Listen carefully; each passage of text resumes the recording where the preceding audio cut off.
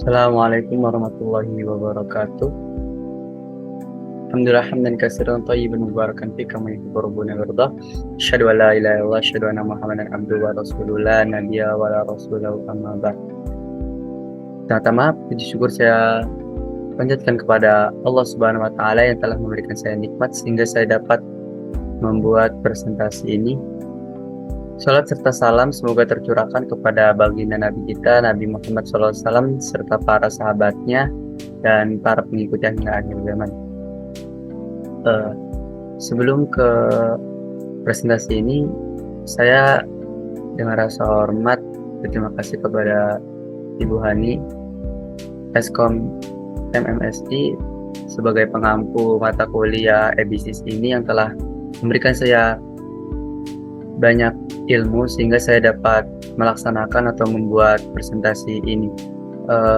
Langsung aja untuk mempersingkat waktu, saya akan menjelaskan apa yang ada di dalam presentasi ini.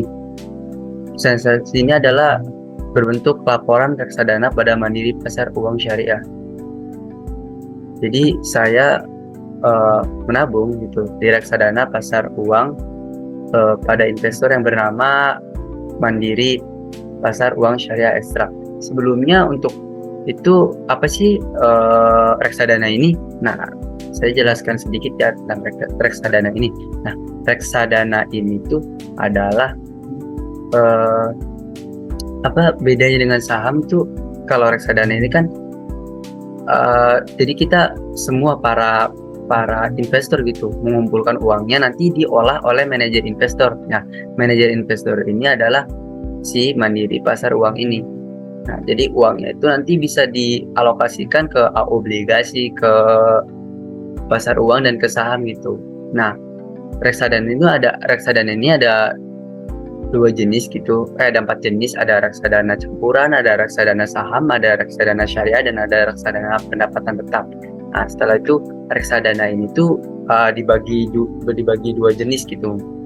Ada reksadana syariah sama konversial. Perbedaan reksadana syariah dan konvensional ini, yang satu reksadana syariah ini dikhususkan gitu bagi umat-umat Islam gitu, karena ada di kepercayaan saya sebagai orang Islam itu ada bahwa jika tidak menggunakan reksadana syariah ini, jadi syarat supaya tidak dibilang haram itu. Reksadana syariah ini kan dia bagi hasil, terus kalau misalkan reksadana konvensional itu ada ribanya gitu. Jadi dalam sistematis untuk investasinya tuh mengandung riba kalau yang konvensional. Kalau yang syariah ini insya Allah itu sudah ditempatkan juga oleh MUI sendiri, itu halal gitu. Jadi langsung aja ya kita next gitu ke laporannya. Yang pertama, sini saya sebelum menjualnya itu terdapat total portofolio saya 50.235 rupiah. Total keuntungannya 235. Jadi saya selama ini tuh menabung 50.000, terus ada keuntungannya 235 rupiah. Jika dipresentasikan menjadi 0,46%. Jadi reksadana dijual sebesar 20%. Jadi karena saya disuruh dijual 20% dari jumlah seluruh reksadana yang dimiliki, yaitu sebesar 10.000. Keuntungan menjadi naik persentasenya sebesar 0,2%, akan tapi jika dirupiahkan hasilnya tetap sama. Nah, kan udah dijual nih, udah dijual sama saya. Terus cuma ada 20 karena emang dijual gitu, jadi persentasenya naik 0,58%. Setelah itu next lanjut, total reksadana pada awal penjualan adalah di angka 40.235 dan efek dari penjualan tersebut selama 1 pekan menjadikan total portofolio bertambah 327 atau di angka 40.272. Keuntungan menjadi turun persentasenya sebesar 0,04%, dan jika dirupiahkan hasilnya berkurang sebesar 15 rupiah. Nah, Jadi ketika saya menjual nih selama 1 pekan, efeknya itu ternyata turun nih teman-teman. Jadi 15%, 15 rupiah gitu. Langsung aja next ya. Setelah itu saya di sini ada laporan bukti penjualan pembelian reksadana gitu. Nah, ini buktinya. Tuh, saya ini ngejualnya pada tanggal 5 Juni, terus saya beli lagi pada tanggal 12 Juni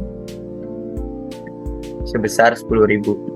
Next, lanjut ke hasil final pembelian reksadana setelah dijual dan dalam rentan waktu 1 pekan.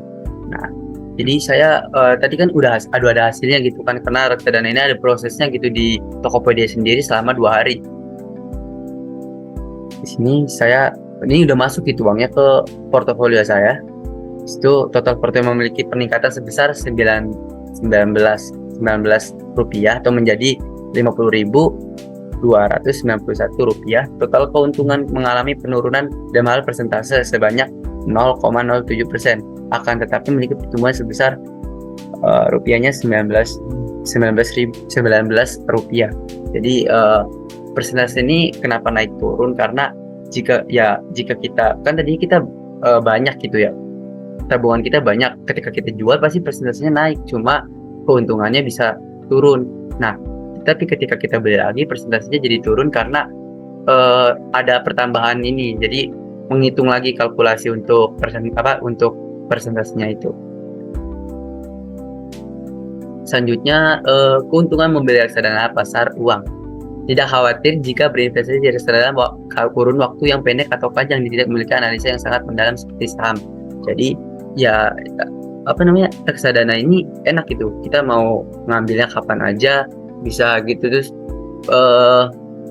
nggak punya analisa dalam seperti saham itu, karena saham nih kita nggak tahu nih dalam 2 bulan lagi kita harus beli atau itu butuh analisa yang panjang gitu. Ketika misalkan kita ibaratkan saham film aja gitu, nanti misalkan 1 bulan ini ada sebuah film yang akan keluar nih, misalkan dari filmnya itu udah banyak banget yang suka nih kan, udah banyak banget yang bilang ini filmnya bakal ini. Nah, ternyata sebelum naik nih kita bisa beli dulu gitu, sebelum film ini nih ditayangkan kita bisa beli dulu tuh saham tuh. Setelah itu misalkan sahamnya udah naik gitu kan, ternyata tapi filmnya udah mau tutup nih, kita punya kenaikan itu kan, kita baru jual tuh. Seperti itu kalau misalnya kita main saham. Nah, kalau misalnya main reksadana nggak kayak gitu, kita ya tetap aja gitu stay, uangnya selalu bertambah tuh. Terus persentase keuntungan di reksadana selalu naik dan memiliki resikonya sangat rendah. Nah, yang saya sebutkan tadi, resikonya sangat rendah gitu. Jadi kita nggak usah perlu khawatir mau nabung sebanyak-banyaknya. Bahkan kalau reksadana kita semakin nabungnya banyak, kita semakin bertambah gitu uangnya. Jadi cocok untuk seorang yang menabung secara rutin. Beda dengan menyimpan uang di dalam bank. Beda dalam menyimpan uang di dalam bank itu kan, yang mana setiap bulannya selalu dikenakan admin. Akan tapi jika kita menabung di reksadana akan selalu bertambah nominal uangnya. Kalau kita bisa nabung nih di bank kan ya ada biaya adminnya gitu, 7.000 atau 50.000 atau 10.000. Nah, jika kita menabung di reksadana kita nggak kenain admin, tapi kita terus bertambah tuh nominal setiap bulan kan. Kayak sebelum yang saya tunjukkan tadi di presentasi. Nah, itu seperti itu. Jadi uangnya tuh selalu bertambah, teman-teman. Mungkin dikenakan admin ketika kita mau ngambil gitu, karena kalau tapi itu di aplikasi yang lain seperti Ajaib, Bibit itu dikenakan. Tapi kalau di Tokopedia setahu saya nggak ada pajak gitu. Mungkin itu saja sih presentasi dari saya mengenai reksadana ini dan laporannya. Jika ada perkataan yang salah atau mungkin tidak mengenakan, itu saya mohon maaf. Dan jika ada yang benar, itu hanya milik Allah Subhanahu wa Ta'ala. Wabillahi taufiq wal hidayah. Sekian dan terima kasih. Wassalamualaikum warahmatullahi wabarakatuh.